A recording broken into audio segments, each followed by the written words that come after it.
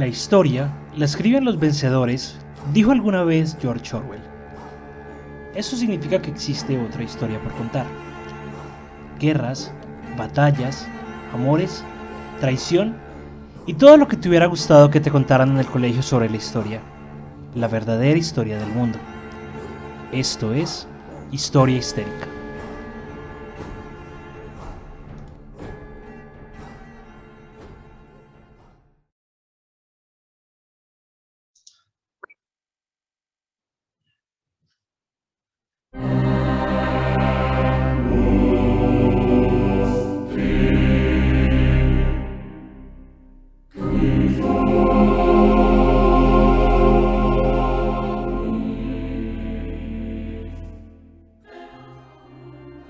Esperemos algún día poder volver a decir buenos días, buenas tardes y buenas noches, dependiendo de cuándo y dónde nos estén escuchando.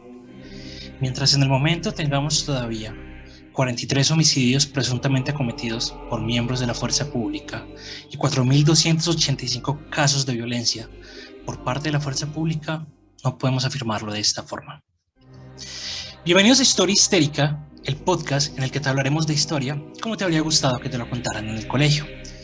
Yo soy Juanse, me encuentran en Twitter como @cráneobarbado y recuerden seguirnos en todas las plataformas como Historia Histérica. Satanás, Lucifer, Belcebú, Asmodeo, Astaroth y otros nombres más han recibido los supuestos entes demoníacos que libran una batalla eterna entre el cielo y el infierno. Seres de alma tan oscura y con tan poco que hacer que su pasatiempo es poseer cuerpos de personas cristianas para provocar pensamientos libidinosos, conductas obscenas y la ejecución de actos reprochables ante los ojos del todo creador. Lujuria, gula, envidia, o en este caso, desarrollar superpoderes de escritura para que un monje lograra escribir en tan solo una noche uno de los libros más controversiales de la historia.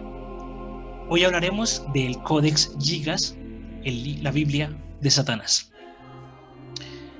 Vamos a partir entonces diciendo que existe un libro en la Biblioteca Nacional de Suecia que se destaca de los demás por el tamaño, el Codex Gigas. Este libro está encuadernado en madera y consta de 620 páginas, cada una casi de 1 metro de largo y un peso de 75 kilos en total. Para poner de pronto como una escala básica, digamos que las baldosas normales de los apartamentos o de las casas, cada baldosa mide 25 centímetros. Entonces el largo de este libro serían más o menos unas 3 baldosas cada hoja y el ancho sería más o menos 2 baldosas. Aproximadamente este es el tamaño de cada una de las 620 páginas que tiene este libro. Y lo más intrigante es que en el interior del libro hay un dibujo de un demonio, un diablo, supuestamente Satanás. Entonces, vamos primero con la leyenda. Cuentan que en 1230, en un monasterio de la Orden de San Benito, en Polarice, hoy la República Checa, un monje fue condenado a muerte por vanidoso y lo iban a emparedar. El emparedamiento básicamente era una forma de encarcelar a una persona y usualmente era de forma perpetua. Entonces lo que hacían era que encerraban al condenado en un espacio muy cerrado, muy chiquito, sin ningún tipo de salida y muchas veces con muy poquito ingreso de luz. Aire sí entraba, pero digamos que no era tan usual que entrara la luz. En España hay muchos castillos que tienen en las paredes lugares donde habían personas emparedadas. Es diferente de enterrar a una persona con vida, porque la finalidad es diferente. Cuando se entierra a una persona viva, la persona usualmente muere por falta de oxígeno, por asfixia. Cuando se emparedaban a las personas, esas personas usualmente morían era de hambre, de inanición o de deshidratación. Entonces, este man era un monje muy vanidoso, le dicen que lo van a emparedar en vida por ser tan vanidoso, y él dice, jaja, ¿a que no? Yo les voy a hacer una contrapropuesta, yo les voy a escribir un libro, con ese libro yo voy a expiar todos mis pecados, y en ese libro voy a contar todo lo bonito que es este monasterio. Voy a meter toda la información que están en los demás libros de este seminario en este códice. Voy a meter todo el conocimiento del mundo en este códice. Y lo mejor, se los voy a hacer para hoy por la noche. Es decir, cuando ustedes, señores, que me quieren a mí emparedar, se levanten mañana, el libro ya va a estar hecho. Entonces los monjes, al ver lo que este man estaba proponiendo, le dijeron, no hay cómo lo haga él en una sola noche. Hable, de una, aceptamos. Si usted logra escribir ese libro en una sola noche, le perdonamos la vida. El monje empezó entonces a escribir el libro y se dio cuenta que le empezó a doler la mano, se dio cuenta que realmente era una tarea sobrehumana, estaba por encima de él. Entonces, la leyenda cuenta que al darse cuenta de este problema en el que se había metido el monje, decidió venderle su alma al mismísimo Satanás. Y Satanás aceptó. Él le dijo, listo, yo le hago la tarea con una condición. Solamente le voy a poner una condición, pues aparte de su alma, la condición es que mi retrato, mi imagen, debe estar en una de las páginas, ya que esto le va a volar la cabeza a todos los cristianos que lean el códice. De yo haber sabido esto hace muchos años, créanme que hubiera invocado a Satanás muchas veces en las noches cuando se me olvidaba comprar la cartulina para que mi mamá no me pegara. O sea, no sabía que este man fuera capaz de hacer este tipo de favores. Puntualmente, el nombre del monje no se conoce del todo. Hay algunas conjeturas que dicen que el monje se llamaba Hernán y el apodo que tenía era Hermanus Monachus, Hernán el monje recluido. Este nombre aparece el 10 de noviembre en la necrología y aquí entonces se habla de que supuestamente la persona que escribe el códex se llamaba Hernán. También habla de que después de que escribe el libro ya dejó de ser automáticamente una persona vanidosa y lo que hizo fue que se aisló del mundo en penitencia para tratar como de subsanar todos sus pecados y para decir como no, entonces yo quiero redimirme por todo lo que hice. Esa es una parte de la historia. Otra parte habla que inclusive este mismo man, incluso sus hermanos Monachus, Hernán el monje recluido, se aisló pero para crear el Codex Gigas. Es decir, el tipo no lo había creado, se aisló para redimirse creando el Codex y posterior a que él lo crea después de muchos años es que se crea toda esta leyenda alrededor del Codex Gigas. Hay otras fuentes que apuntan hacia Sobislaw como el autor. Este nombre aparece en una oración a la Virgen María añadida en el margen del folio 273. Sin embargo, esta oración es de una escritura diferente del resto del manuscrito y se añadió posteriormente. Entonces, supuestamente entonces en el Códex, al lado de la oración de la Virgen, está el nombre de Sobislaus, pero se dieron cuenta que la letra no cuadraba. Tampoco se conoce una fecha exacta para la creación, pero hay de pronto como un rango de tiempo entre el año 1204 y 1230.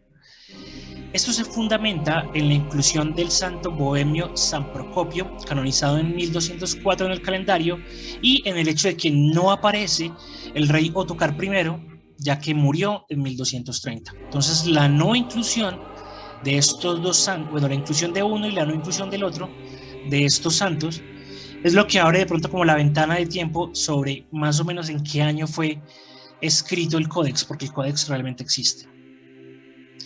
También hay una nota escrita en la primera hoja del Codex Gigas, donde establece a un monasterio benedictino en Bohemia Padlicice, no sé cómo se lea eso, perdón, mi polaco está un poquito oxidado, como el primer propietario conocido de este libro, del manuscrito. Sin embargo, es muy poco probable que este enorme libro haya sido escrito por Podlasice, ya que era un monasterio muy chiquito y demasiado pobre como para tener los recursos para escribir este tipo de libro.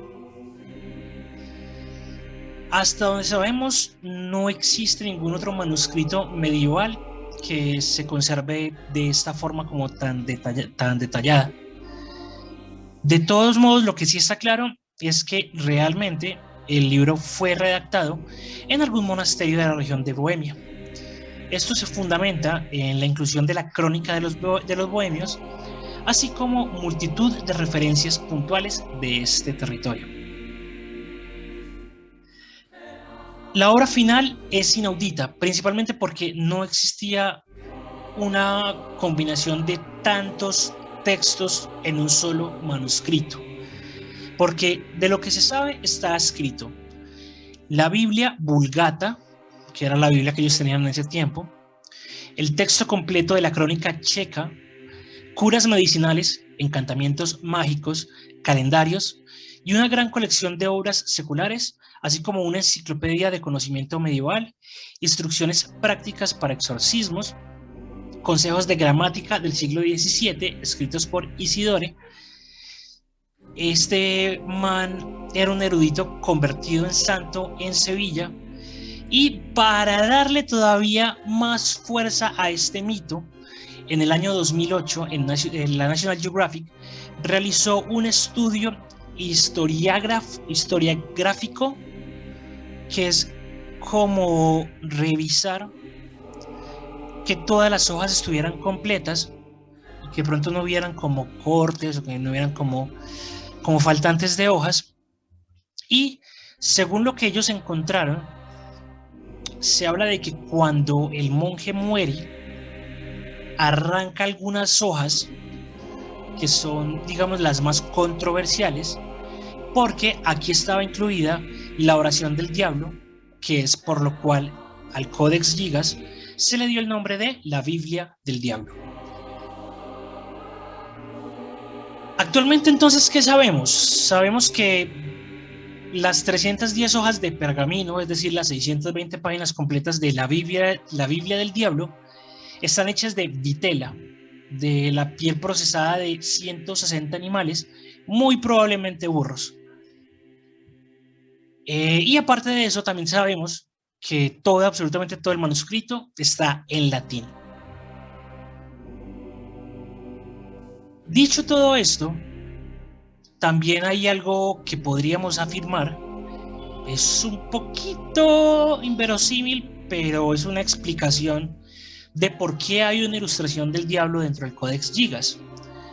Digamos que esta asociación satánica ha dado lugar a muchísimas conjeturas que se añadían a la conspiración con respecto a los orígenes y al propósito del manuscrito. Lo cierto es que es imposible escribir 620 páginas completas en una sola noche. Se habla de que una persona tardaría entre 5 y 30 años para poder escribir un libro de estos. Y ahorita vamos a hacer como un cálculo rápido.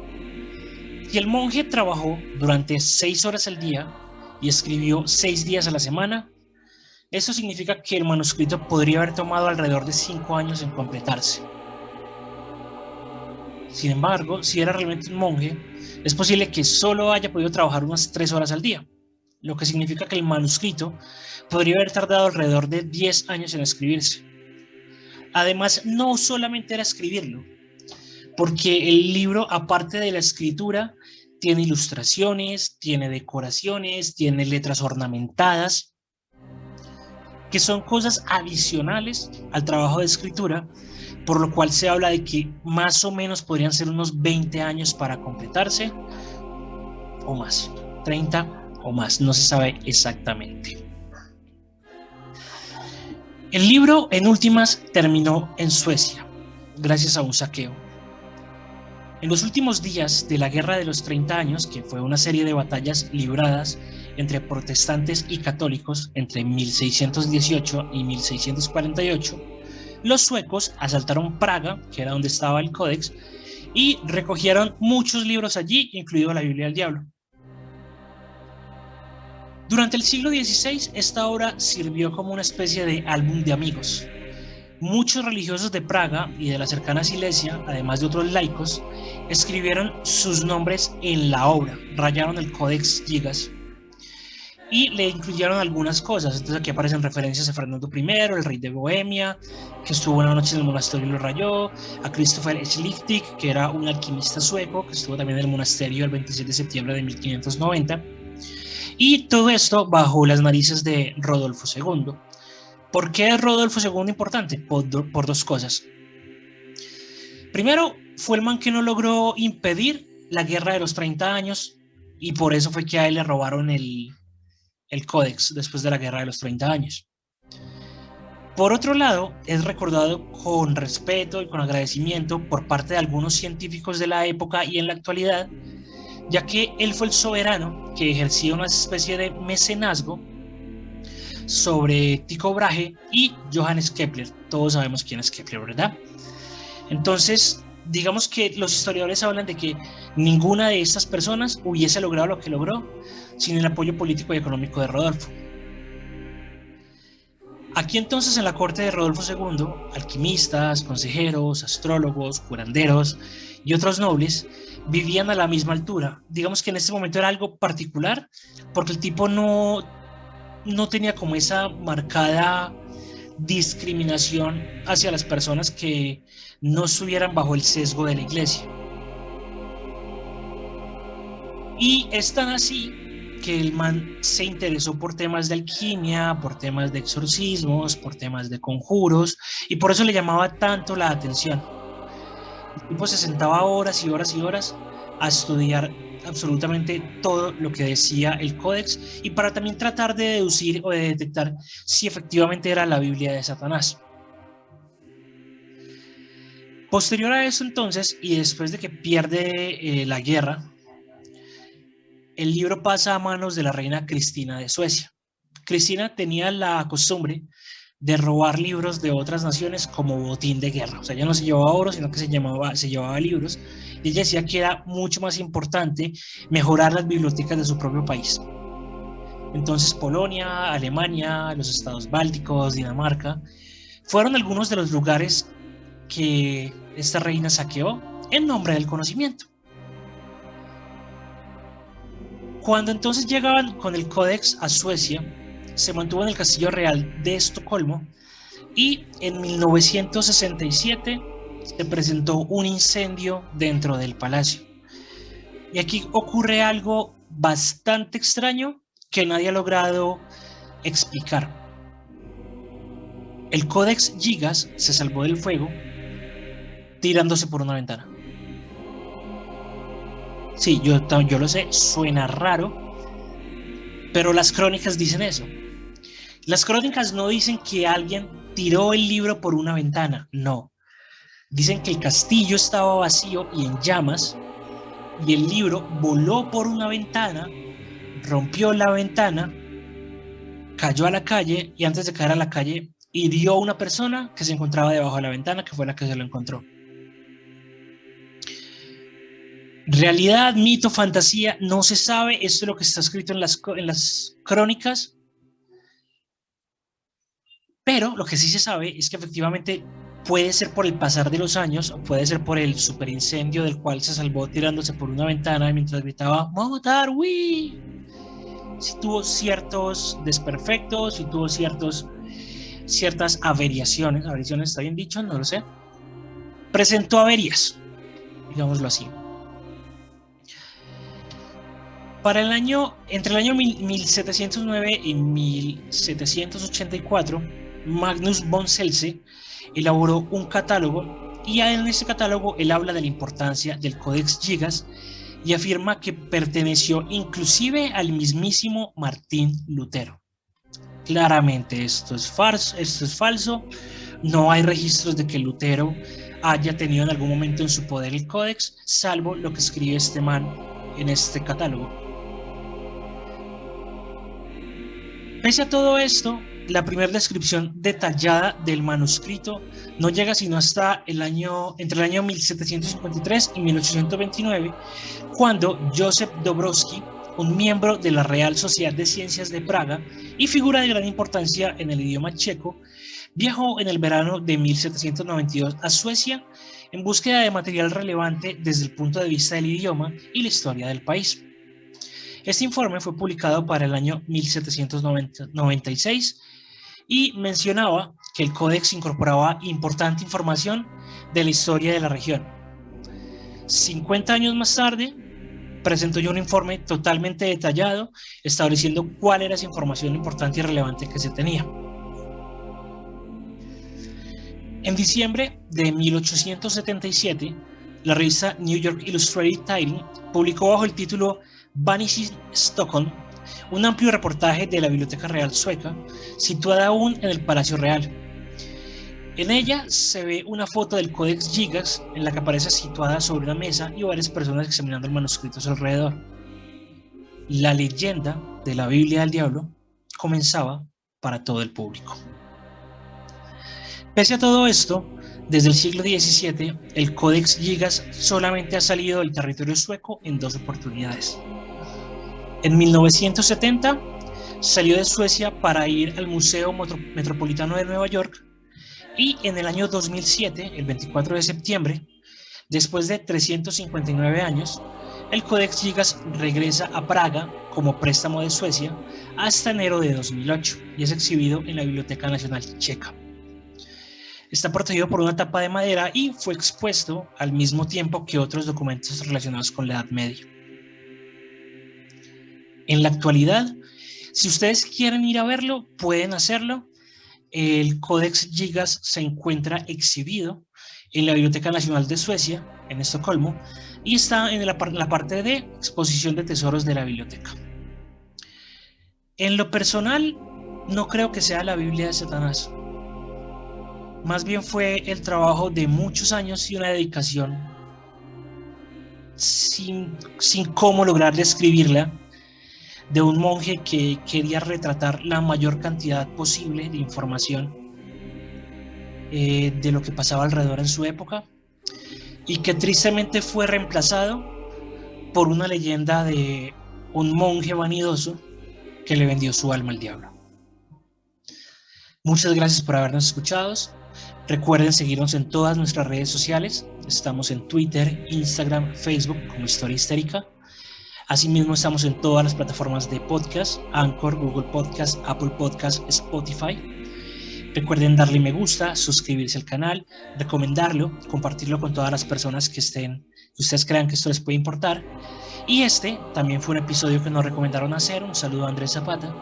Si ustedes quieren que de pronto nosotros hagamos algún tipo de consulta y creemos un programa o un episodio con un tema que a ustedes les llame la atención, nos pueden contactar, nos dejan un comentario. Recuerden que no somos historiadores, solamente somos personas a las cuales les gusta y les llama mucho la atención la historia. Y también recuerden que lo bonito de la historia es que nunca se termina.